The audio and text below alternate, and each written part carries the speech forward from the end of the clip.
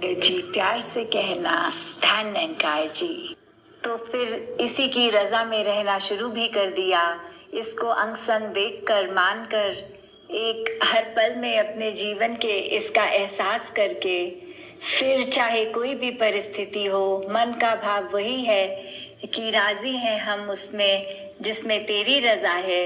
यूं भी वाह है और त्यों भी वाह है कि जो भी परिस्थिति इस परमात्मा ने हमारे लिए रची है, हमारा रोल, एक हमारा किरदार सिर्फ यही बनता है कि उस परिस्थिति को अपनी फुल पोटेंशियल में अपनी खूबसूरती से जितना अच्छी तरह निभा सकें, उसको पूरा एफर्ट डाल के उस सिचुएशन को एक ऐसे देखें, एक ऑब्जेक्टिव व्यू से कि ये अगर बुरी सिचुएशन आई है तो भी ये ख़त्म हो जाएगी, ये निकल जाएगी, और अगर अच्छी सिचुएशन है तो भी निकल जाएगी। तो हर रंग जिस रंग में इसने रखा है उसमें रहकर हमें अपने आप को भी इसके साथ एक शुक्राने भाव से जोड़कर हमेशा इस एक को जानकर, एक को मानकर इसकी रजा में राजी रहना है। आनंद की अगर बात करते हैं तो उस अवस्था तक पहुंचने के लिए फिर हम जब एक को जान के, एक को मान लिया, एक हो गए,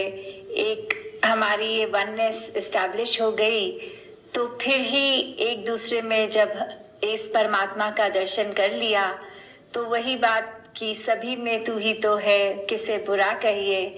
तो फिर कैसे हम एक हर एक के अंदर ही वो प्यार वाली बात, हर एक से एक रिस्पेक्ट उसके लिए एक अंदर से ही आनी, एक दिखावे के लिए नहीं, एक इसका ही अपने आप में जिस तरह एक आस्था रखते हैं परमात्मा के आगे, तो कोई जब महापुरुष सामने भी आता है तो फिर वो क्यों मन से वो झुकाव अपने आप बन जाता है एक धनंकार के लिए, करने के लिए। हाथ भी हमारे चलते हैं उसके चरणों को वो एक रज लेने के लिए, तो कैसे हमारे मन भी झुक जाता है। फिर वो एक भी कोई चीज़ अगर है जो हमारे आंखों के आगे आती है तो उसके अंदर ये परमात्मा ही दिखता है और मन के भाव अकॉर्डिंगली हमारे मोल्ड हो जाते हैं।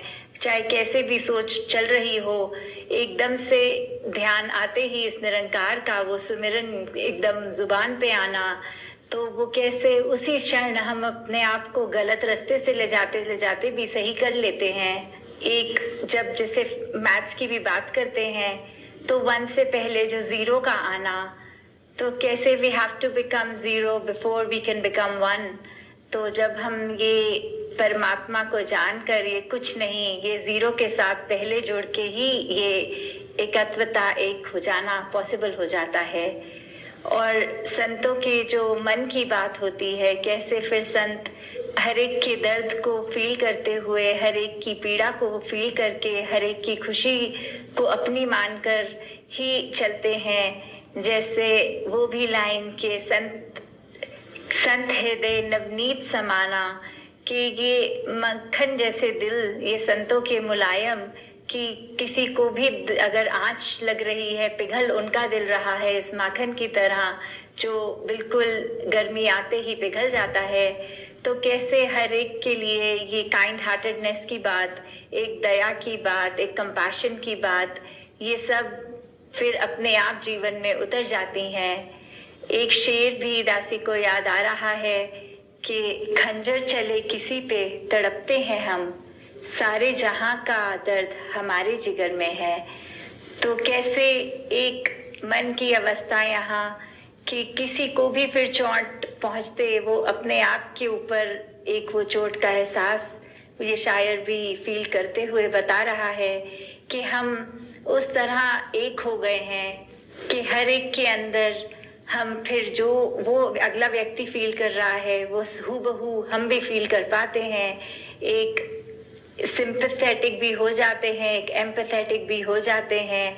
एक हर एक एक्सपीरियंस दूसरे का फिर ऐसे नहीं लगता कि ऐसा अगर किसी पे हालात गुजर रहे हैं तो हम साथ नहीं देंगे, हमें उससे क्या वास्ता नहीं। फिर वो अंदर से एक दिल से एक किसी रूप में भी सेवा रूप की मदद तो नहीं पर सेवा रूप रहना, वैसे इच्छा भी आती है अंदर से कि कुछ हम अगर किसी के लिए कर सकें जिससे उस दूसरे व्यक्ति के जीवन में कंफर्ट आए, फिर वो मन इस तरह ही अपने भावों को पॉजिटिव करते हुए एक आगे बढ़कर इस सोसाइटी के लिए, इस ह्यूमैनिटी के लिए बहुत कुछ करना चाहता है। और फिर जब मन में बात आ गई तो वो एक्शंस में भी आ जाती है। जैसे अवतार वाणी में भी लिखा है, इकनू मरना इकनू तकना इकनू पाना भक्ति है, बाकी सारे कर्म छोड़ एक कर्म कमाना भक्ति है। तो कैसे हम इस कर्म के साथ, क्या ये कर्म की जहाँ बात आ रही है कि हम दुनिया में जहाँ अपने जीविका कर रहे हैं, अपनी डेली लाइफ कर रहे हैं, तो बहुत सारे कर्म इन्वॉल्व हैं वहाँ पे, चाहे वो रिस्पॉन्सिबिलिटीज़ हों, चाहे एक कैजुअल रूप में एक वो बात किसी से हम परिवार में, दोस्तों में करते हैं। तो इस तरह के कर्म तो चलते रहते हैं, पर सही रूप में वो कर्म कब कर्म बनेंगे, जब हर एक पल में एक भक्ति का जीवन बन जाए, पूरी जिंदगी हमारी।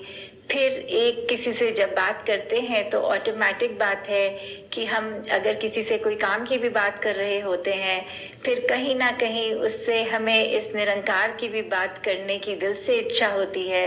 ये निरंकार जब मिल गया है, ब्रह्म ज्ञान से ये दात मिल गई और हमारा इतना बड़ा ये एक परोपकार हम पे हुआ कि इसकी पहचान हो गई, तो फिर हर एक से इसका जिक्र करने का हर पल दिल करता है कि किसी दोस्त से मिले, किसी स्ट्रेंजर से मिले, किसी दुकान पे कुछ खरीदने गए तो वहाँ पे इस अपने ऊपर जो इस निरंकार ने एहसान किया, अपनी पहचान करवा दी, तो कैसे फिर उसका हर एक तक ये बात ले जाने तक कि हमारा जीवन तो सफल हुआ है, आगे भी सबका होए, फिर एक ऐसा भाव अपने आप आ जाता है।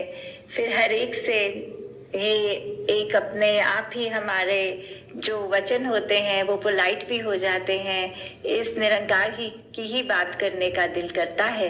तो जब हमारा जीवन हर पल इस निरंकार के गुणगान करने का एक हमारा स्वभाव बना देता है, तो फिर हमें यही बात को देखते हुए कि जो एक को जानो एक को मानो एक हो जाओ को वाकई अपने जीवन में किस तरह एक साकार करने की बात, उस पे चलने की बात, तो वही बात जो पहले प्रण में भी है, ये ब्रह्म ज्ञान लेने से पहले जो पहली प्रतिज्ञा कि ये विश्वास कि ये जो तन है, मन है, ये हमारी आर्थिक माया धन, ये इस परमात्मा की ही सौगात हमें मिली है और हमें इसका ध्यान रखना है, इसको मिसयूज नहीं करना, इस जिससे मिला है उसका पूर्ण एक सदुपयोग करते हुए ये मन को हम कैसे अपना ना मानते हुए सिर्फ इसी को ठहरा कर ये बोलते कि हम एक कुछ कर भी पा रहे हैं तो भी इस दातार की ही शक्ति से कर पा रहे हैं। हमारे मन में कुछ ऐसे बुरे भाव आए ही ना, वो आते भी नहीं हैं जब निरंकार बसा होता है।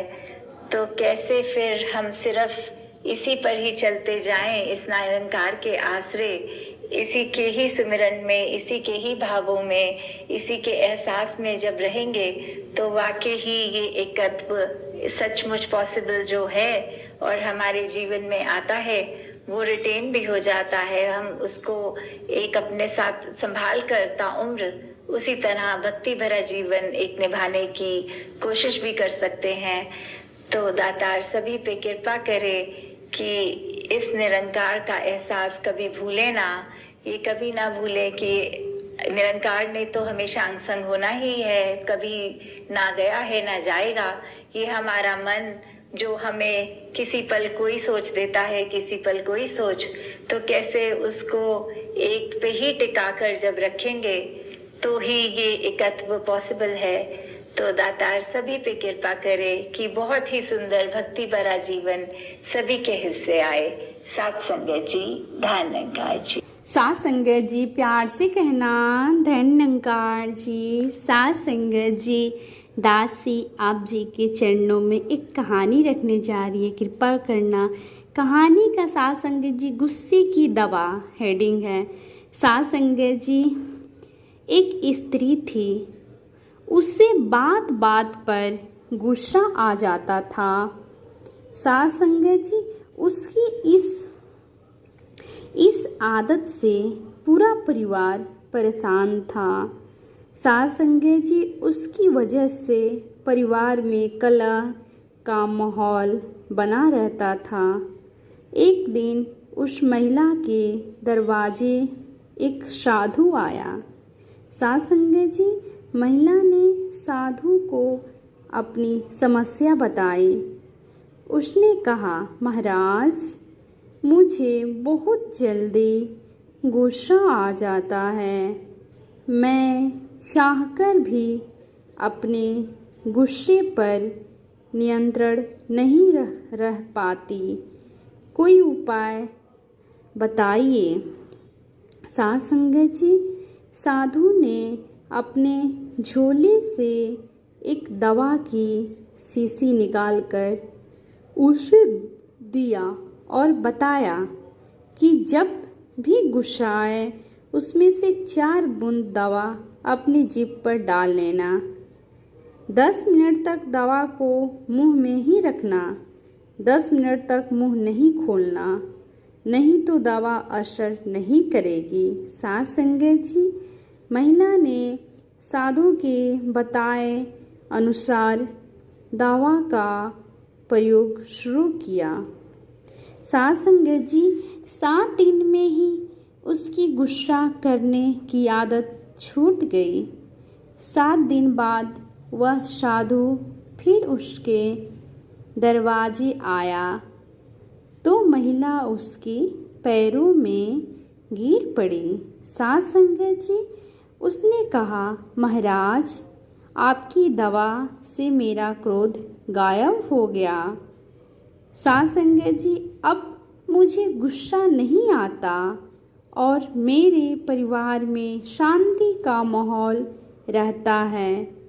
तब साधु महाराज ने उससे बताया कि वह कोई दवा नहीं थी, वह शीशी में केवल पानी भरा था। गुस्से का इलाज केवल चुप रहकर ही किया जा सकता है। सासंग जी, क्योंकि गुस्से में व्यक्ति उल्टा सीधा बोलता है जिससे विवाद बढ़ता है।